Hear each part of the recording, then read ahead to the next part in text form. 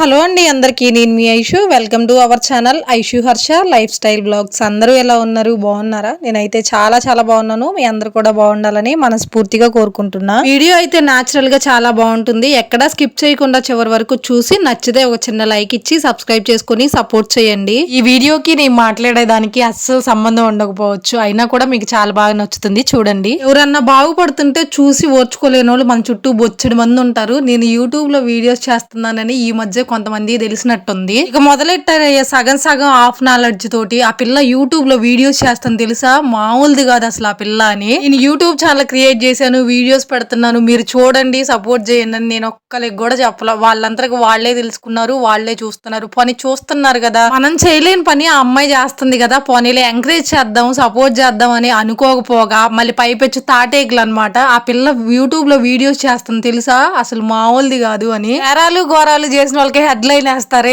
అట్లా అనమాట. అస్సలు మామూలుది కాదు అంట. మామూలుది కాకపోవడానికి ఏందంటే యూట్యూబ్ లో వీడియోస్ చేస్తే తప్పే ఉంది. వాళ్ళ ఇంట్లో వీడియోస్ ఏమైనా తీసుకొచ్చి పెడుతున్నారా, లేకపోతే వాళ్ళ ఇంట్లో విషయాలు ఏమైనా తీసుకొచ్చి చదువుతున్నానా? ఇది కాకపోతే పొట్టి డ్రెస్సులు వేసుకుని ఎక్స్పోజింగ్ వీడియోస్ ఏమైనా చేస్తున్నానా? పద్ధతిగా అందరికి పనికొచ్చే వీడియోసే కదా పెడుతున్నాను. ఎవరన్నా ఏదన్నా చేస్తున్నారంటే ఎగతాళ్ళు ఎక్కిరింపులు ఎక్కువ అనమాట. అసలు ఇలాంటివి నేను పట్టించుకోను, రియాక్ట్ అవ్వను కూడా. కాకపోతే ఏంటంటే ఎందుకో నాకు కొంచెం బాధ అనిపించి సరే మాట్లాడాలి అనిపించింది, అందుకే ఈ వీడియోలో మాట్లాడా. నేను యూట్యూబ్ స్టార్ట్ చేసేటప్పుడే తెలుసు ఇలాంటి విమర్శలన్నీ నాకు వస్తాయని, అయినా కూడా తెలిసే స్టార్ట్ చేశాను. ఇలాంటి మాటలు విన్నప్పుడే ఇంకొంచెం స్ట్రాంగ్ గా ఉండాలి, ఇంకా ఎక్కువ వీడియోస్ చేయాలి అనిపిస్తుంది. అయినా అనేవాళ్ళు ఎన్నైనా అంటారు, నరం నేలు నాలుకే కదా, ఎన్నైనా మాట్లాడుతుంది. ఇలాంటివన్నీ పట్టించుకొని భయపడి అక్కడే అయిపోయాం అనుకో, జీవితంలో ఓడిపోయినట్టే. మీకు ఒక ఎగ్జాంపుల్ చెప్పనా? ఒక రాయి ఒక సుత్తి ఉంది. సుత్తి రాయికి చెప్తుందంట నువ్వెన్ని దెబ్బలు తింటావో ఎందుకు అని. ఆ రాయి నవ్వుతూ స్మైల్ తోటి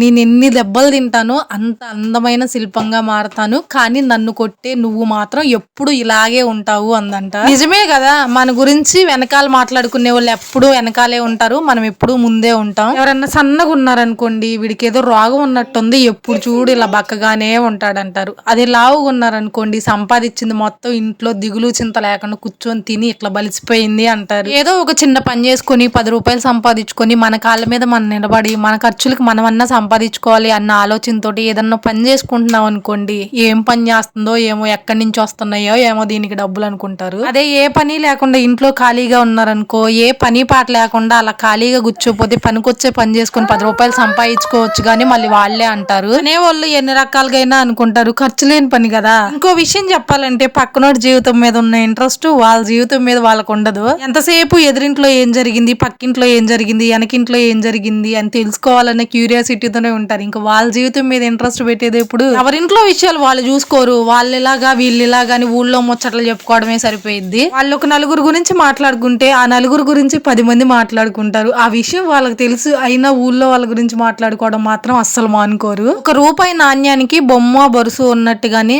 ప్రతి దానిలో కూడా మంచి చెడు రెండు ఉంటాయి. మనం మంచిగా ఆలోచిస్తే అన్ని మంచిగానే కనిపిస్తాయి, మనం చెడు మార్గంలో చూస్తే అవన్నీ చెడుగానే కనిపిస్తాయి. అర్థం చేసుకోవడానికి అపార్థం చేసుకోవడానికి ఒక్క అక్షరమే తేడా అనుకుంటారు, కానీ ఆ ఒక్క అక్షరం వల్ల దాని అర్థమే మారిపోతుంది. యూట్యూబ్ లో ఇన్స్టాగ్రామ్ లో వీడియోస్ చూసే వాళ్ళందరూ మంచోళ్ళు, చేసే వాళ్ళందరూ చెడ్డోళ్ళు అనుకోవటం మీ భ్రమ. ఇంత పెద్ద ప్రపంచంలో రకరకాల మనుషులు ఉంటారు, యూట్యూబ్ కూడా అంతే, దీనిలో కూడా రకరకాల వీడియోస్ ఉంటాయి. అంతేగాని ఒక వీడియోని చూసి ఇంకో వాళ్ళని జడ్జ్ చేయడం కరెక్ట్ కాదు. అయినా 10 రూపాయలు ఖర్చు పెట్టాలంటే 10 సార్లు ఆలోచించే నేను యూట్యూబ్ నుంచి నాకు ఎలాంటి ఉపయోగం లేకుండానే ఇంత టైం వేస్ట్ చేసుకుని వీడియోస్ చేసి ఇంత కష్టపడతానా చెప్పండి. కొంతమందికి మిషన్ కుట్టడం అంటే ఇష్టం, కొంతమందికి జాబ్ చేయడం అంటే ఇష్టం, కొంతమందికి కుకింగ్ చేయడం అంటే ఇష్టం. అలాగే నాకు కూడా యూట్యూబ్ లో వీడియోస్ చేయడం అంటే ఇష్టం. యూట్యూబ్ లో వీడియోస్ చేసినంత మాత్రాన చెడ్డోళ్ళేం అయిపోం. ప్రజెంట్ బయటకు వెళ్ళి జాబ్ చేసే సిచ్యువేషన్ కాదు కాబట్టి నాది, ఇంట్లో ఉండే ఏదో ఒక విధంగా నాకంటూ 10 రూపాయలు సంపాదించుకోవాలి, నా కాళ్ళ మీద నేను నిలబడాలి, నాకంటూ ఒక గుర్తింపు తెచ్చుకోవాలన్న ఆలోచనతోటే యూట్యూబ్ స్టార్ట్ చేశా. మన అసలే మిడిల్ క్లాస్ ఫ్యామిలీస్ అబ్బా, వైఫ్ అండ్ హస్బెండ్ ఇద్దరు చెరో పని చేసుకుంటేనే ఈ రోజుల్లో బతకడం అంతంత మాత్రం. ఫైనాన్షియల్ గా నా ఫ్యామిలీకి కూడా నేను సపోర్టివ్ గా ఉండాలి, నా ఫ్యామిలీని మంచిగా చూసుకోవాలన్న ఉద్దేశంతో నేను యూట్యూబ్ ఛానల్ క్రియేట్ చేశాను. నాకున్న కొంచెం టైం ని వేస్ట్ చేసుకోకుండా ఆ టైంలో యూట్యూబ్ లో వీడియోస్ అయితే చేసుకుంటా. యూట్యూబ్ లో వీడియోస్ చేయడం అంటే కూడా అంత ఈజీగా ఏముండదు, మీరు చూసే ఈ వీడియో వెనక చాలా కష్టం ఉంటుంది. ఫైనల్ గా ఇలా యూట్యూబ్ ఛానల్ కానీ లేదా బిజినెస్ కానీ ఎవరైనా సరే ఏదైనా చెయ్యాలి అనుకుని స్టార్ట్ చేద్దాము, ఇలాంటి మాటలు ఇలాంటి విమర్శలు ఏమన్నా వస్తాయి అని భయపడే వాళ్ళకి నేను చెప్పాలనుకునేది ఒకటే, మనం ఏం చేస్తున్నా ఎలా ఉన్నా కూడా మన చుట్టూ ఉండే వాళ్ళ దగ్గర నుంచి గురించి ఇలాంటి విమర్శలు వస్తూనే ఉంటాయి. ఇలాంటివన్నీ మనం పట్టించుకోకుండా మన పని మనం చేసుకుంటూ పోతే కాలమే వాళ్ళకి సమాధానం చెప్తుంది. నేను యూట్యూబ్ ఛానల్ పెట్టాను, సబ్స్క్రైబ్ చేసుకుని సపోర్ట్ చేయండి అని ఒక్కరిని కూడా అడగలేదు. నేను పెట్టే వీడియోస్ నచ్చా ఇంతమంది సబ్స్క్రైబర్స్ ని సంపాదించుకొని మానిటైజేషన్ కంప్లీట్ చేసుకుని ఈ రోజు యూట్యూబ్ నుంచి ₹1 ఎర్న్ చేసుకోగలుగుతున్నా. యూట్యూబ్ ఛానల్ క్రియేట్ చేసి సంవత్సరాలు గడిచినా కూడా వ్యూస్ రాక మానిటైజేషన్ అవ్వక కష్టపడే వాళ్ళు చాలా మంది ఉన్నారు. నేనెవరో తెలియకపోయినా నేను పెట్టే వీడియోస్ నచ్చి ఒక అక్కలాగా, చెల్లిలాగా, ఒక కూతురులాగా, మీ ఇంటి ఆడపిల్లలాగా అంతలా ఆదరించి అభిమానిస్తున్నందుకు మీ అందరికీ థ్యాంక్ యూ సో మచ్. మీ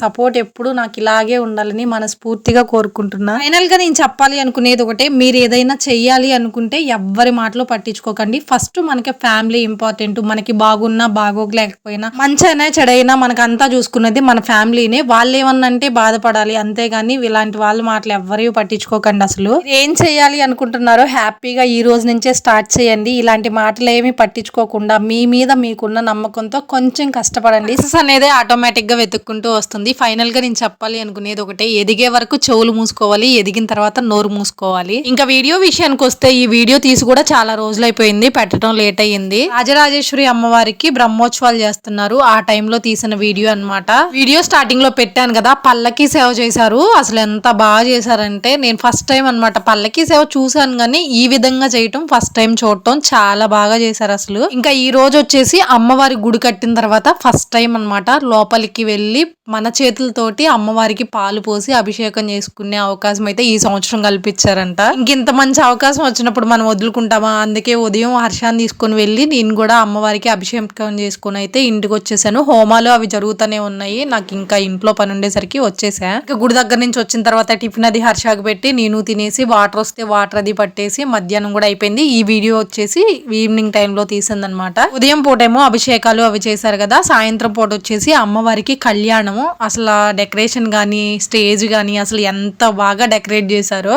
కానీ కళ్యాణం టయానికి వెళ్దాము అనుకునేసరికి వర్షం పడింది, అందుకే కళ్యాణానికి అయితే వెళ్ళలేకపోయా. ఇది వచ్చేసి నెక్స్ట్ రోజు వీడియో అనమాట, శుక్రవారం రోజు తీసిన వీడియో. శుక్రవారం అని చెప్పనేసి నేను ఇంట్లో పూజ అది చేసుకొని మహాలక్ష్మి అమ్మవారి టెంపుల్ కి అయితే వెళ్ళాను. ప్రతి శుక్రవారం కూడా పల్లకి సేవ చేసి కోలాటం అయితే వేస్తారు. కరెక్ట్ గా కోలాటం వేసే టయానికే రాజరాజేశ్వరి అమ్మవారి ఊరేగింపు కూడా గుడి దగ్గర దాకా వచ్చింది. ఊరేగింపులో అమ్మవారి ముందు కోలాటం వేద్దాంలే అని చెప్పనేసి అందరం అయితే అక్కడ వేస్తున్నాము. నాలో ఉన్న ఒక కొత్త కళను అయితే ఇప్పుడు మీతో పరిచయం చేస్తా. ఫస్ట్ ఆఫ్ ఆల్ నాకు డాన్స్ అంటే చాలా ఇష్టం. అది మనకు రాదు కాబట్టి అసలు ఎప్పుడు ట్రై చేయలేదు. కోలాటం మాత్రం ఈ మధ్య కొంచెం నేర్చుకున్నా. ఎక్కడ నేర్చుకున్నది ఏం కాదు, వాళ్ళు వేస్తుంటే చూసి జస్ట్ అలా నేర్చుకున్నా. అంత బాగా అయితే ఏం రాదు. కానీ ఇక్కడ మేము అమ్మవారి పాటకి కోలాటం వేస్తుంటే అమ్మవారి గెటప్ వేస్తారు కదా, ఆమె వచ్చి మధ్యలో ఉండి డాన్స్ అయితే వేశారు. సాంగ్ తో పాటు వీడియో పెడితే ఇంకా చాలా బాగుండేది, కానీ సాంగ్స్ యాడ్ చేస్తే మళ్ళీ కాపీ రైట్ వస్తుంది కదా, సో అందుకని సాంగ్ లేకుండా ఓన్లీ వీడియో ఒకటే పెట్టాను. ఇప్పుడైతే అమ్మవారి ఊరేగింపు మా ఇంటి ముందుకు వచ్చింది. అమ్మవారికి నీళ్లు వారిపోయడానికి అని చెప్పనేసి ఒక చిన్న 2 బిందుల్లో అయితే పసుపు కుంకం కొన్ని పువ్వులు వేసేసి నిండుగా నీళ్లు బట్టి పెట్టేశాను. కొబ్బరికాయ